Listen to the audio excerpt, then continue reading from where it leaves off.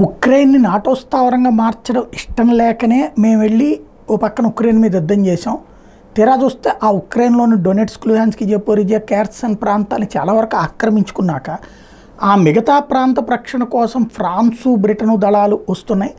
అలాంటి దళాలు రావడం అంటే మేము చెప్పేటటువంటి మా శత్రువులుగా మిమ్మల్నే చూస్తాం, మీ దేశాన్నే చూస్తాం, అప్పుడు ఉక్రెయిన్ కాదు చూసేది అని ఓ పక్కన రష్యా చెప్తుంటే, లిథువేనియా ఏదైతే నాటోలో భాగస్వామి అయినటువంటి లిథువేనియా కూడా తన సైన్యాన్ని కూడా ఇప్పుడు అక్కడికి పంపిస్తానని ప్రకటించింది.